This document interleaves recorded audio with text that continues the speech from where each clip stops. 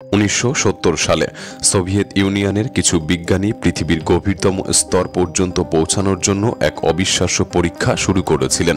তারা সেই সময় একটি গর্ত খনন করার পরিকল্পনা করেন, কিন্তু সেই গর্ত খনন করতে গিয়ে এমন কিছু ঘটেছিল যা গোটা বিশ্বকে স্তম্ভিত করে দেয় এবং শেষ পর্যন্ত এই প্রকল্প বন্ধ করতে হয়।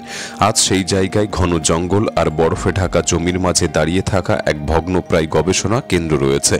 চারপাশে ভাঙা দেওয়াল, মরিচা ধরা যন্ত্রপাতি ইত্যাদি। আর সেখানেই কংক্রিটের মাটির উপর বসানো আছে 12 ইঞ্চি আয়তনের একটি ভারী লোহার ঢাকনা, যেটা শক্তভাবে আটকানো 12টি বোল্ট দিয়ে। স্থানীয় মানুষ বিশ্বাস করেন এটাই নাকি নরকের দরজা, যা বিজ্ঞানীরা নিজেরাই খুলে দিয়েছেন যেন শয়তান বেরিয়ে আসতে পারে। কিন্তু আসলে এই জায়গাটির নাম কোলা সুপার ডিপ বোরহোল। এটাই পৃথিবীর সবচেয়ে গভীর মানবসৃষ্ট গর্ত, যার গভীরতা 12.26 কিলোমিটার। এই গর্ত এতটাই লম্বা যে এর ভেতরে একটার পর একটা 12টি বুর্জ খালিফা ঢুকে যেতে পারে। বিজ্ঞানীদের এই জায়গা খুঁড়তে সময় লেগেছিল প্রায় 25 বছর। কিন্তু প্রশ্ন হলো, এখানে সেদিন কি এমন ঘটেছিল? কেন হঠাৎ প্রকল্পটি বন্ধ করতে হয়? বলা হয় একসময় খননের যন্ত্রে মাইক্রোফোন বসিয়ে পাঠানো হয়েছিল পৃথিবীর গভীরে। তখন সেখান থেকে কি এমন ভয়ঙ্কর শব্দ রেকর্ড হয়েছিল? এই 12 কিলোমিটার নিচ থেকে বিজ্ঞানীরা কি আবিষ্কার করতে পেরেছিল? আজকের ভিডিওতে এই সব প্রশ্নের উত্তর এবং এই রহস্য আপনাকে জানাতে চলেছি। তাই ভিডিওটি সম্পূর্ণ দেখার অনুরোধ রইল। আর নতুন বন্ধুরা অবশ্যই পাশে থাকা সাবস্ক্রাইব লেখাটি প্রেস করে বেল আইকনের অল অপশন সিলেক্ট করুন। এই গল্পের শুরু হয় 1960-এর দশকে, যখন মার্কিন যুক্তরাষ্ট্র আর সোভিয়েত ইউনিয়নের মধ্যে ঠান্ডা লড়াই তুঙ্গে ছিল। তখন একদিকে ছিল মহাকাশে পৌঁছানোর দৌড়, যেখানে সোভিয়েত ইউনিয়ন জয়ী হয়, কিন্তু পাশাপাশি চলছিল আরেকটি প্রতিযোগিতা, যে কে আগে পৃথিবীর ভেতরে অর্থাৎ কেন্দ্রে পৌঁছাতে পারে। এই লক্ষ্যেই আমেরিকার কিছু বিজ্ঞানী শুরু করলেন এক বিশেষ প্রকল্প, যার নাম ছিল প্রজেক্ট মহল। এর মূল উদ্দেশ্য ছিল পৃথিবীর ভেতরে খুঁড়ে মেন্টল স্তরে পৌঁছানো এবং সেখানে আসলে কি আছে তা জানা। পৃথিবীর গঠন বুঝতে গেলে একটু ভূগোল মনে করা দরকার। পৃথিবীর কেন্দ্র থেকে হিসেব করলে এর ব্যাস প্রায় 6378 কিলোমিটার। আর এই বিশাল গোলক আসলে 3টি স্তরে ভাগ করা। বাইরের স্তর হলো ভূত্বক বা ক্রাস্ট, যার পুরুত্ব প্রায় 40 কিলোমিটার। এর নিচে রয়েছে মেন্টল স্তর, যেটা 2900 কিলোমিটার পুরু। মেন্টলের পরে শুরু হয় কোর, যা আবার দুটি ভাগে বিভক্ত। বাইরের কোর প্রায় 2200 কিলোমিটার চওড়া, আর সেটা তরল ধাতু দিয়ে তৈরি। এর ভেতরে রয়েছে ভেতরের কোর, যেটা 1280 কিলোমিটার চওড়া এবং শক্ত ধাতুর তৈরি।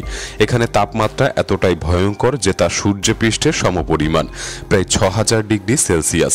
এমন উত্তাপ সহ্য করার মতো কোনো ধাতু বিজ্ঞানীরা এখনো পর্যন্ত তৈরি করতে পারেনি। তাই তারা ঠিক করলেন আপাতত মেন্টল স্তর পর্যন্তই যাওয়া সম্ভব। এই কারণেই 1961 সালে আমেরিকার বিজ্ঞানীরা প্রশান্ত মহাসাগরের গুয়াডালুপে দ্বীপের কাছে সমুদ্রের তলদেশে খনন শুরু করলেন। স্থলের বদলে সমুদ্রকে বেছে নেওয়ার কারণ ছিল খুবই যুক্তিসঙ্গত। সমুদ্রের জল পৃথিবীর ভেতরের প্রচণ্ড উত্তাপ কিছুটা শোষণ করে নেয়, আর সমুদ্রের গভীর তলদেশ থেকে খনন শুরু করা তুলনামূলকভাবে স্থলভাগের চেয়ে সহজ ছিল। পরের 6 বছরে আমেরিকার বিজ্ঞানীরা মোট 5টি কূপ খনন করলেন, কিন্তু তাদের সবচেয়ে গভীর কূপও নামতে পেরেছিল মাত্র 183 মিটার পর্যন্ত। একভাবে বলা যায় প্রকল্পটি ব্যর্থ হয়েছিল। সবচেয়ে বড় সমস্যা ছিল সমুদ্রের উপর ভাসমান জাহাজকে স্থির রাখা। এজন্য জাহাজের চারপাশে বিশাল প্রোপেলার বা ফ্যান বসিয়ে সাময়িক সমাধান করা হয়েছিল। তবুও প্রায় 3200 কোটি টাকা খরচ হয় এই প্রকল্পে। আর অর্থের অভাবে যুক্তরাষ্ট্র একসময় স্থায়ীভাবে এটি বন্ধ করে দেয়।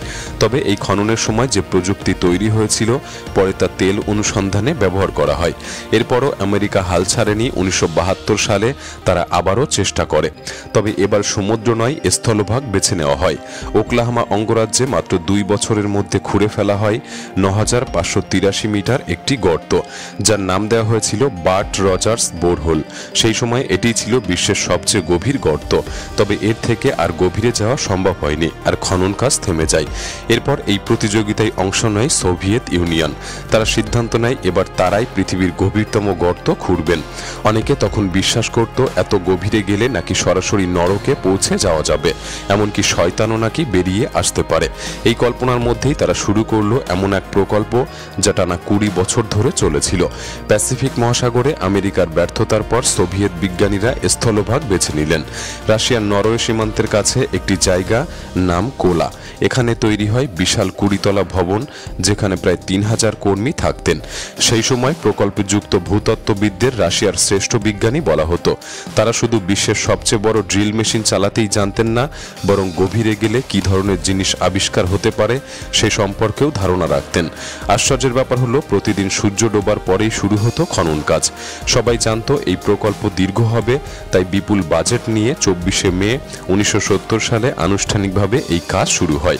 কয়েক বছরের মধ্যেই বিজ্ঞানীরা পৌঁছে যান 7 কিলোমিটার গভীরে। কিন্তু এরপর থেকে সমস্যার পর সমস্যা শুরু হয়। যত গভীরে নামা হচ্ছিল, শিলাগুলি তত শক্ত হচ্ছিল আর তাপমাত্রা দ্রুত বাড়ছিল। এর ফলে ড্রিল বারবার বাঁকতে ও ভেঙে যেতে লাগলো। সামান্য কোণ বদলালেই খনন বেঁকে যাচ্ছিল আর প্রতিবার নতুন করে ড্রিল বসাতে হচ্ছিল। তবুও রাশিয়ান বিজ্ঞানীরা হাল ছাড়েননি। বছরের পর বছর ধরে চেষ্টা করে শেষ পর্যন্ত তারা পৌঁছালেন 12.2 কিলোমিটার গভীরে। সেই সময়ে এই অর্জনকে চাঁদে মানুষ পাঠানোর সাফল্যের থেকেও বড় মনে করা হতো। তবে শুরু থেকেই এই প্রকল্প নিয়ে ভয়, সন্দেহ আর গুজব ঘুরছিল। অনেকেই বিশ্বাস করত এত গভীরে নামলে নরকে পৌঁছানো যাবে। আর 1983 সালে যখন এই প্রকল্প কিছুদিনের জন্য বন্ধ রাখা হয়, তখনই এই গুজবগুলি ছড়িয়েছিল। বলা হলো ড্রিলের মাথায় মাইক্রোফোন বসিয়ে পৃথিবীর গভীরে নামানো হয়েছিল, আর সেখানে নাকি শোনা গেছে ভয়ঙ্কর শব্দ, যেন নরকের চিৎকার। আমেরিকার কিছু সংবাদ মাধ্যম এই খবর প্রচার করে, এমনকি দাবি করেছিল কেউ কেউ বাদুড়ের মতো এক অদ্ভুত জীবনকেও এর মধ্যে থেকে বের হতে দেখেছে। এরপর থেকেই গুজব ছড়িয়ে পড়ে কোলা বোরহোল আসলে নরকের দরজা, আর তাই এটি বন্ধ করে দেওয়া হয়েছে। কিন্তু বাস্তবতা ছিল একেবারেই ভিন্ন। যখন বিজ্ঞানীরা 12 কিলোমিটার গভীরে পৌঁছান, তখন সেখানে তাপমাত্রা পাওয়া যায় প্রায় 180 ডিগ্রি সেলসিয়াস, অথচ হিসাব অনুযায়ী এটি 100 ডিগ্রি হওয়ার কথা ছিল। এত ভয়ঙ্কর উত্তাপে ঘূর্ণায়মান ড্রিলের মাথা 80 ডিগ্রি সেলসিয়াস পর্যন্ত গরম হয়ে যেত, আর তাতেই ভেঙে ছিন্ন ভিন্ন হয়ে পড়ত। একই সঙ্গে প্রচণ্ড চাপ ও উত্তাপে ব্যাসল্ট পাথর প্লাস্টিকের মতো আচরণ করতে শুরু করেছিল, ফলে খনন কার্যত অসম্ভব হয়ে পড়ে। শেষ পর্যন্ত 1998 সালের আগস্টে এই প্রকল্প বন্ধ করে দেওয়া হয়। শুধু বৈজ্ঞানিক কারণই নয়, এর পেছনে রাজনৈতিক কারণও ছিল। 90-এর দশকে সোভিয়েত ইউনিয়ন ভেঙে যায়, ফলে অর্থ থেকে শুরু করে বৈজ্ঞানিক যন্ত্রপাতি পর্যন্ত ভাগ হয়ে ছড়িয়ে পড়ে নতুন রাষ্ট্রগুলির মধ্যে। এত ব্যয়বহুল প্রকল্প চালানোর মতো সামর্থ্য তখন আর রাশিয়ার ছিল না, তাই চিরতরে থেমে যায় পৃথিবীর গভীরতম গর্ত খোঁড়ার এই অভিযান। 1979 সাল পর্যন্ত এই জায়গায় একটি রিসার্চ স্টেশন চালু ছিল, কিন্তু পরে কোলা সুপার ডিপ বোরহোলটি একটি শক্ত ঢাকনা দিয়ে বন্ধ করে দেওয়া হয়, আর বিজ্ঞানীরা এই স্থান ত্যাগ করেন। তবে 25 বছর ধরে চলা এই প্রকল্পে বিজ্ঞানীরা দিনরাত পরিশ্রম করে পৃথিবীর বুকে তৈরি করেন 12 ফুট চওড়া আর 12.2 কিলোমিটার গভীর একটি গর্ত। প্রশ্ন হচ্ছে, এত খাটাখাটনি করে তারা কি আদৌ কিছু ফল পেয়েছিলেন? উত্তর হচ্ছে হ্যাঁ।